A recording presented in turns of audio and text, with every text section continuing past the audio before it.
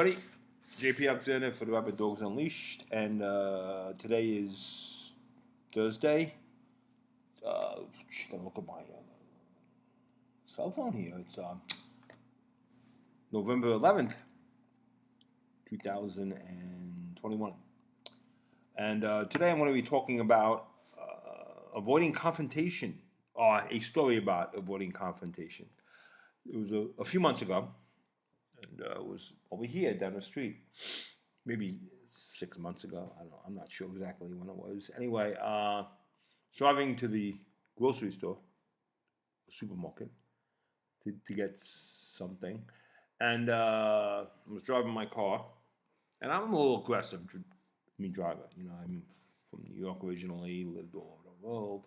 You gotta be aggressive. You're gonna get used in a lot of places when you drive. So anyway, I'm driving, and it's this big, dumb pickup truck. You know, I hate these things. Big, off the ground, a few, inches off the ground, lifted, got little rims, little wheels, but high off the ground. This big fucking Ford F-250 or F-150. I'm not sure what it is. I can't stand them. Anyway, so I'm driving, and I get in the middle lane so I can pass people on the right lane. But as soon as I get over the section, I'm going to have to jump in the right lane to make a right. I know this.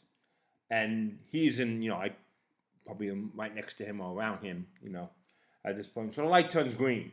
So I see him. He's on the ass of the guy in front of him. He's not going to give me any room to, to squeeze in there. I think he knows I want to squeeze in there.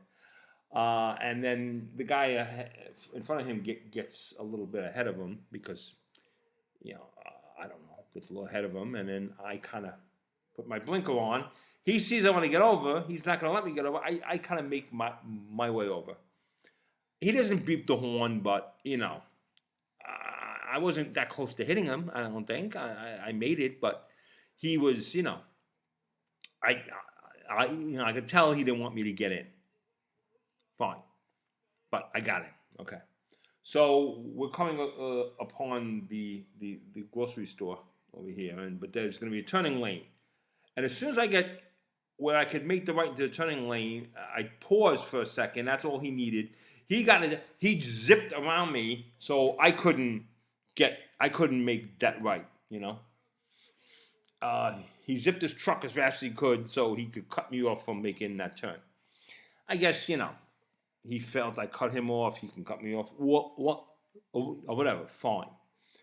Okay. I can't get over then. So I wait to the next turn, and I make the next turn, which is into the supermarket parking lot anyway.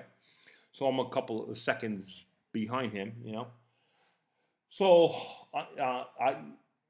I pull in and I wait a few seconds, like I'm driving slow because I'm like, I just want this guy to get fucking, this guy's a dick. This guy's a fucking dick.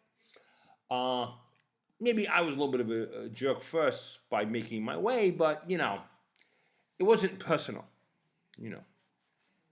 He felt it was like pole opposition. And, let's go down the street when there's no one around, dude. I'll blow your doors off that big ugly fucking redneck truck. Anyway, that's neither here nor there. So I'm like, oh, okay. So I wait a few seconds, and then I pull in there. Like, I'm going slow. I'm not stopping. I'm just going slow, and I pull in there. So I pull in the parking lot, and then I see him. He's this big, like 6'6" fucking dude, fat. He's like 300 pounds. He's out of shape, but he's also very fucking big. And he's wearing shorts and like work boots, and I don't know what he's doing. He does some blue collar job, I guess. And I see him walking in, and he sees me, and he points at me, and he goes, pull down your window. I wanted to pass him and just be like, ignore him and just pull him to a spot. But he was standing almost in front of my car. Again, dick fucking move. I should have just fucking went around him and just fucking put in my spot and just said, I don't think fucking stop for you, But I stopped, and I opened the window, and I go, yeah, hey, what? Well, I'm kind of like playing it dumb a little bit, looking at him. Now, the old me would have been like, what's up, man? Well, he stopped me for, what do you want, you know? But now I'm just looking at him, and then he says to me, what the fuck was that? You you cut me off. Now, the old me, the younger me, the hot-headed me, would have been like, well, fuck you, you know, you jumped in front of me to make sure I couldn't make that right. So tit for tat, I guess, right? I mean, you know, I was making my way because you weren't gonna, I mean, you give me an inch, you know. But that would have been the old me. The new me is, you know, more calm, let's say. Also, the guy being 6'6" and like 300 pounds, I'm 5'10", 190 pounds. You know, he looked like he's 35 tops. I'm 55. I'm not in very good shape. Uh, you know, if he's stopping me in the car, he probably wouldn't really mind getting into a scuffle if need be, like kind of grabbing me and pulling me out of the car. That's something I don't want to see happen. That's something, you know. I guess I could punch him a couple of times and try to defend myself. I don't think well, I'm sure, unless he has a glass jaw and I hit him squarely in the jaw. I don't see me winning that fight, you know. But of course, a lot of hotheads would do it anyway, you know. Uh, and then there's arguing in the parking lot, and people would be gathering around watching this and be yelling. And, you know, I'm at the point in my life, I like my life stress free, let's say. I like less, the least police involvement in my life is good also. The least confrontation in my life is also good also. So I just looked up at him when he wasn't loud, but he was kind of a little bit. I could see he's a little upset, and he's just like, "You cut me off. You just cut me off over there."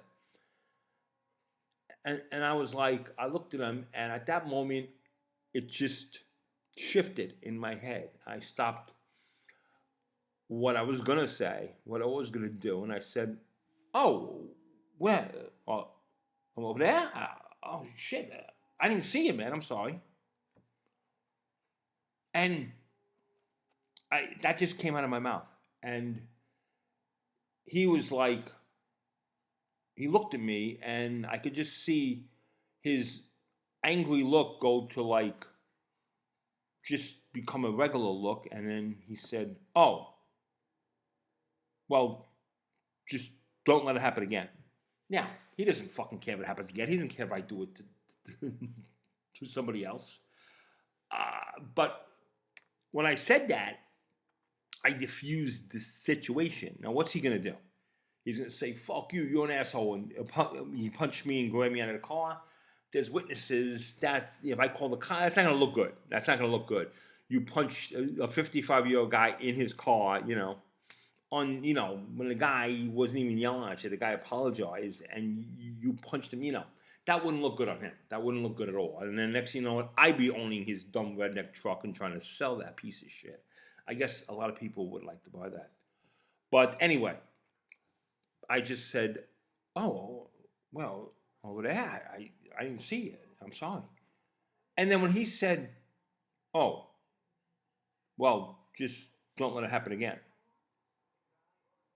And then I said, "Oh, well, okay, sorry again."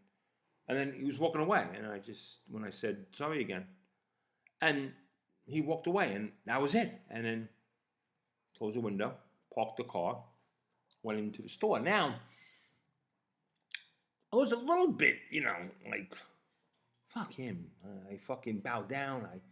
I couldn't believe it came out of me. Like, I didn't even plan on saying those words. It just came out of me. But I went into the store, and I didn't see him in the store. He was in the store, though, but I just didn't want to run past him in the store. And I was thinking, oh, shit, I kind of pussied out a little bit. But then, thinking about it more and more, I was like, well, not really. I mean, what are you going to do? You're going to start yelling at the guy, you're going to have a big argument back and forth, and, you know, you don't know what he's going to do or what, you know, he's capable of. And self-preservation would mean, you know, you just, you know, and not that he's wrong. If he was 100% wrong and he did something really stupid, and then maybe it's a little bit of a difference there to kind of have a little bit of an argument with him and try to explain to him, hey, you were in the wrong here.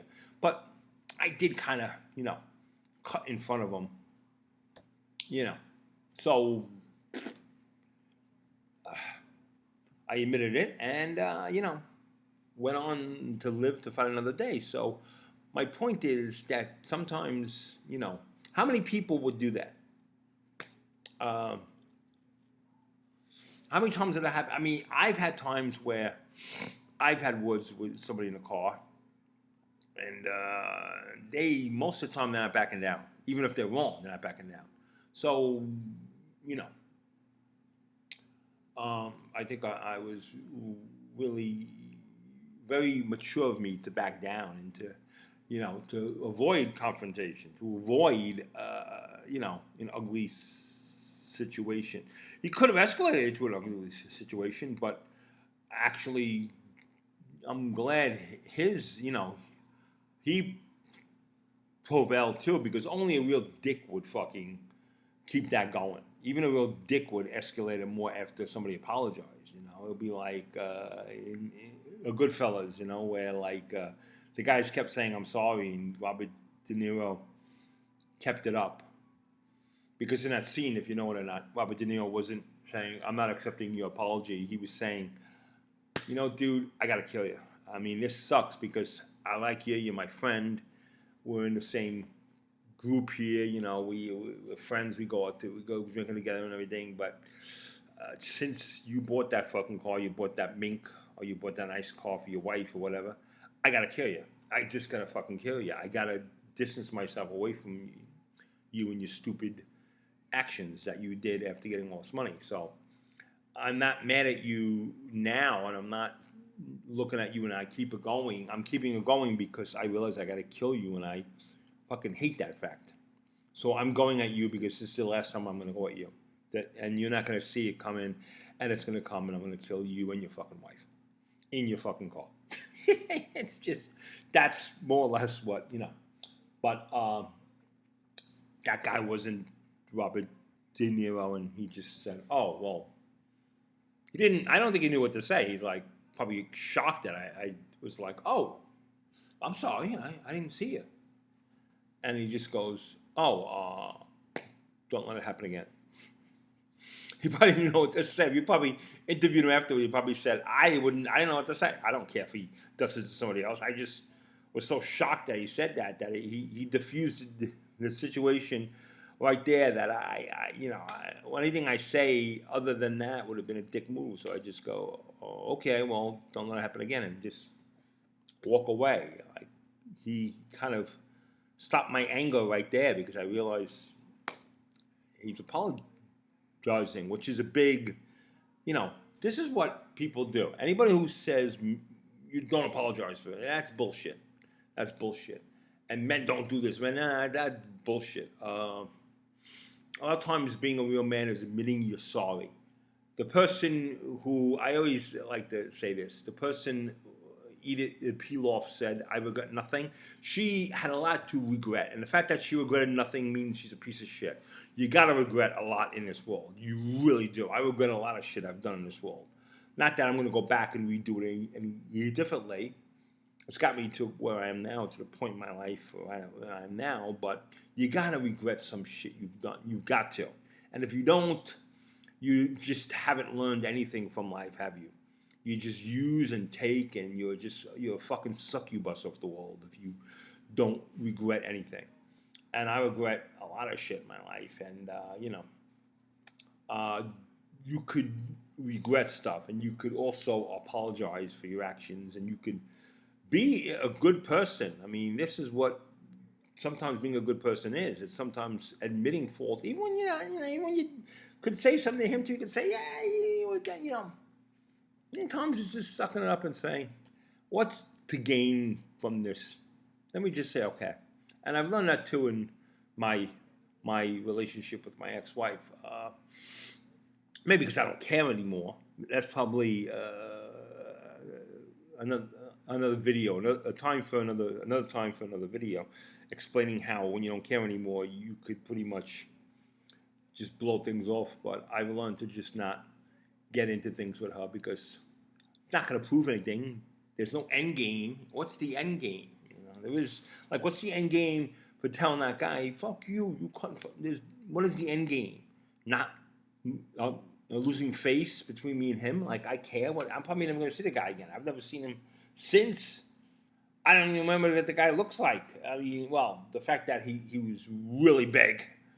Other than that, I wouldn't know him if I saw him. Well, if he dressed exactly like that and he looked exactly like that and driving that exact truck, I'd probably recognize him. But other than that, I wouldn't recognize him in a fucking crowded stadium or some shit. Uh, my point being, there's no end game here, and having him think, I don't think he thought I was a wimp anyway. I think he just thought, oh, maybe he's a guy who didn't see me. Also, when I was his age, if I saw a guy my age, I'd be like, this fucking guy is just going to the supermarket to get some milk for maybe his wife and kids. Maybe he is driving a little bit like a jerk, but we all do. So sometimes. So yeah, you gotta, especially on the road too. You don't let things go on the road. A lot of times on the road, I've beeped at people and they let it go. I haven't seen many people who and you gotta hope people let things go on the road more because a lot of shit happens on the road that we would never do that kind of shit to somebody in their face, But on the road, we're looking at them going, that we wouldn't do it if we weren't in the car, But because shit happens on the road and you gotta let that shit go. So, yeah, I'm glad I sucked it up and did something very easy to avoid it escalating, and it stopped right there. So you don't see our names in the papers tomorrow. And how many stories do you see every day on the internet? About some shit that happened that somebody didn't just let it go, and it escalated to watching a video the other day that reminded me of this story. That's why I'm saying this story now. I'm telling you the story now. But it was a woman who, I guess she was in the right lane, and Hispanic lady. I don't know how old, maybe around my age, I guess. And some guy passed her because he was driving like an idiot, and he hit her. He just sideswiped her a little bit, but he kept going in some old beat up pickup truck. She chased her and she called the cops, and the cops were like, okay. And the dispatcher said, don't chase this guy. He could have a gun or something. Just let him go. And she's like, ah. She wouldn't let him go. And the dispatcher was still on the phone with her, and the dispatcher called the police and said the police are on their way there, and she wouldn't let him go. And she kept yelling, like, you don't understand. I can't let him go. Like, he can't go because you guys are not going to get him. And she said the cops are not going to get him, and he's going to get away. So she chased him, and she finally hit his car and pushed his car over the median, and he went head on, and he got killed. That's fucking karma. That's a fucking karma. That's a fucking bitch. And I don't think he should have died for hitting her. But then again, you don't hit somebody and drive away. That's a fucking douchebag move. She was unhinged. She was crazy. And now she's going to court for vehicular manslaughter. Yeah. And I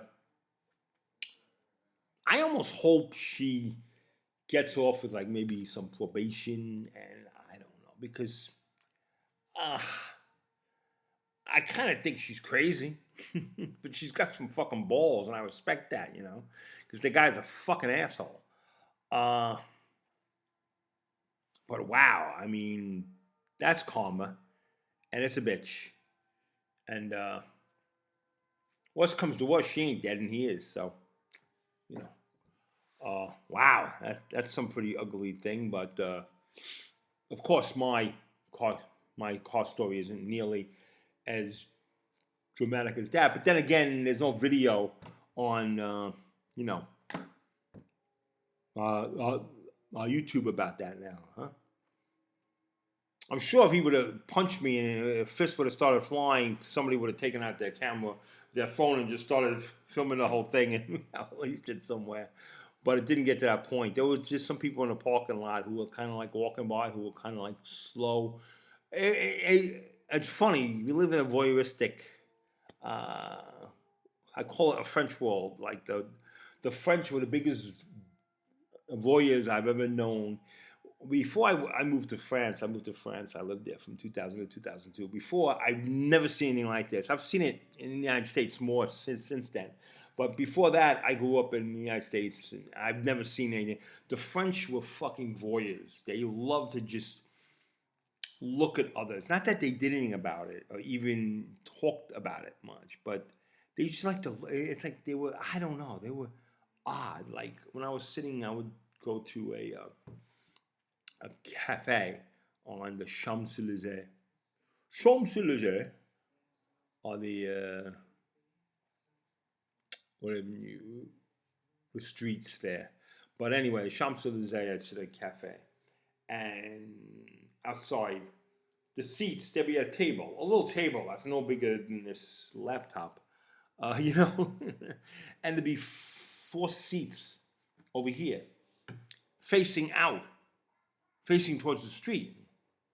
I'd walk over and I'd get in and I'd sit with my back to the street because I don't want to be sitting 4 people across and be yelling at a guy and talking to 4 things down. I'd rather be looking at, 4 people around a table. That made sense. 1 person in each corner of the table. That made sense to me. But sometimes I'd be sitting facing 3 other people looking out. I'm like, what the fuck why are you sitting like this? It's like, that's how people here in Paris sit. We look, you're looking at people walking past the cafe on the Champs-Élysées. I don't want to look, I feel fucking weird looking at people walking down the street on the Champs-Élysées. Like, this person's walking by. Why am I looking at him for? Like, what's wrong with you? They said, that's just what they do here. And I said, it's fucked up. I don't do that. So I was the only one who was sitting. I make it a point to sit facing towards. And I said, I want to look at people I'm talking to. I don't care about them. I'm not talking to them. I'm not going to watch them because I have a life. I don't need to watch them to get off. Like, that's going to be my night. Oh, I watched a guy walk past before smoking a cigarette, walking his dog. That's what I'm going to, other than that, I don't know why you would do that. So I don't know how I got off on this tangent anyway. Being a voyeur, I guess, But yeah, no, I was saying how people are voyeurs. So if my car incident had escalated, there would have been voyeurs and they would have taken out their phone and started to film it. Same thing with a crash. When there's a car crash, I beep people in front of me to keep going. I'm like, I don't want to watch this. I don't need to look at this. A cop pulling a guy over has nothing to do with me. I'm not involved in that at all. Again, another video for another time. I got to do a video about this, and I got to do a video about something else I talked about earlier. Anyway, on that note, I've already spoken this. I'm getting into other areas that I don't want to tackle at this moment. That was my, video. Sometimes you got to suck it up and diffuse a situation to not be on to not have a video made about you, and to be able to walk away. And I felt pretty good about myself because the younger me probably wouldn't have done that. And I don't know what happened to younger me yelling, F you, and I know a lot of people who would still not, even if that guy was 6'6", a lot of people I know would still be like, fuck you, it's not worth it. And that's all I got to say about that. So anyway, until next time, JP Alexander for the Rabid Dogs Unleashed. And until the next time, ciao.